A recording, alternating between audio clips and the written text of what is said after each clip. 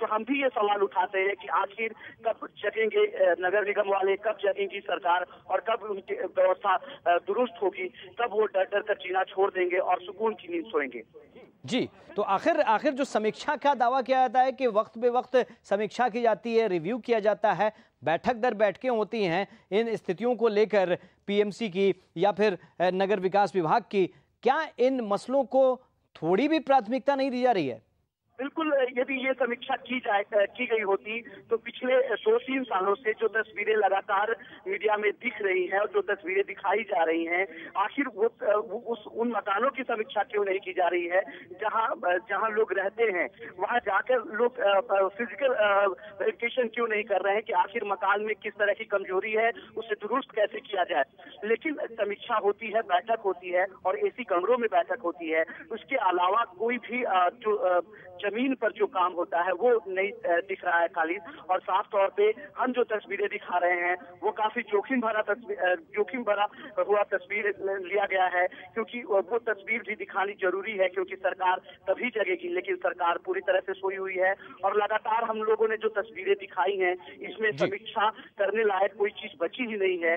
सरकार यदि मौके पर जाकर इसकी समीक्षा करे तो बेहतर तस्वीर उनको भी मिलेगी और जाहिर सी बात है वो समीक्षा के बाद कुछ बेहतर कदम भी उठ सकते हैं। ये बहुत खास बात आपने कही बृजमोहन पांडे की, बंद कमरों में समीक्षा करने से कुछ फायदा नहीं होगा। आप उन जगहों पे जाइए जिन जगहों पे ये स्थिति दिख रही है, ये हकीकत दिख रही है, ये तस्वीर दिख रही है, उसके बाद शायद खुद ही आप में वो जज्बा जगे, वो सोच आए कि आप इनकी फिक्र कर सकें। इस वक्त पटना के डिप्टी मेयर हमारे साथ जुड़ रहे हैं, ध्रुव कुमार मेहता जी। ध्रुव कुमार जी, बहुत बहुत स्वागत है आपका। ये रिपोर्ट आप देख रहे हैं और ये तस्वीरें भी आप देख रहे हैं अपने टेलीविजन स्क्रीन पे, और साथ साथ हम ये सवाल भी उठा रहे हैं कि आखिर इस तरह का आमंत्रण क्यों दिया जा रहा है खतरों को। ऐसे कई इलाके हैं जहां इस तरह के मकान हैं। कैमा शिको की घटना हम बता रहे हैं, दिखा भी रहे हैं, जहां एक मकान भरभरा कर गिर गया। आखिर जिम्मेदार लोग ये जिम्मेदारी क्यों नहीं लेते हैं कि लोगों को इस खतरे से आगाह किया जाए और इस खतरे से दूर किया जाए? ध्रुव नारायण जी। जी बताता हूँ मैं, ऐसा है कि कमिश्नर के पास मैं भी गया था जी। वो मकान नहीं गिरा है, दीवार गिर गया। दीवार है, पुरानी जर्जर मकान का ही दीवार है। हेलो जी, सुन रहे हैं आपको। दीवार है और दीवार गिर गया है, तो निश्चित ही ये दुख भरी घटना है, लेकिन उस पर कार्रवाई किया जा रहा है। नगर निगम में इस पर एक विशेष बैठक होगी कि जितने भी पटना के जर्जर मकान हैं उनको हम लोग सावधानी पूर्वक हटा दें, उस पर विशेष हम लोग बैठक करेंगे।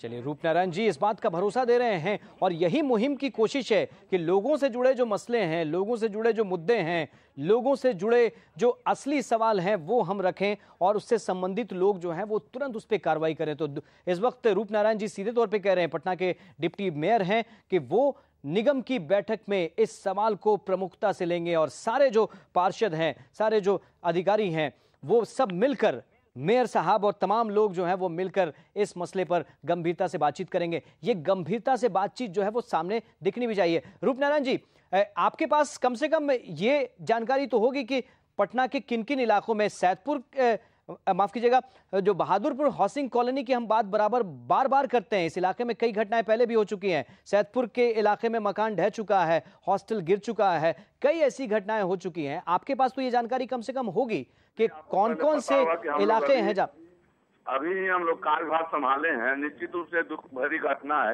लेकिन निश्चित हम लोग कदम उठाएंगे। विशेष बैठक इसके लिए हम लोग रखेंगे, इस पर चर्चा करेंगे। जितने भी जर्जर मकान है उनको जो खतरनाक घोषित कर दिए जाएंगे और उस पर कार्रवाई होगी। चलिए, रूप नारायण मेहता जी, शुक्रिया आपका, बहुत बहुत शुक्रिया। आप सीधे तौर पे कह रहे हैं कि ऐसे मकानों की सूची तैयार की जाएगी, उन्हें जर्जर, उन्हें खतरनाक घोषित किया जाएगा। इसके लिए बाकायदा नोटिफिकेशन भी होगा निगम की तरफ से। ये सवाल बैठक में उठाया जाएगा और ऐसे प्रस्ताव जो है आगे नगर विकास विभाग तक पहुंचाए जाएंगे। जाहिर तौर पे ये बड़ा आश्वासन दे रहे हैं, लेकिन हम ये जरूर चाहेंगे कि सिर्फ ये आश्वासन तक ही ना रहे, ये बात वाकई अमल में भी आए और लोगों को इसका फायदा पहुंचे। और अगली बार जब तेज बारिश हो तो कहीं कोई मकान ना गिरे, सिर्फ पटना में नहीं बल्कि हम ये दुआ करते हैं कि कहीं भी नहीं गिरे, ऐसा नहीं हो।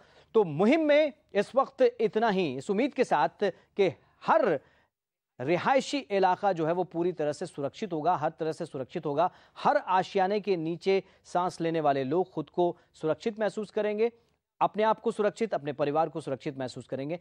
इसी उम्मीद के साथ, इसी दुआ के साथ मुहिम में इस वक्त इतना ही। इजाजत दीजिए, नमस्कार।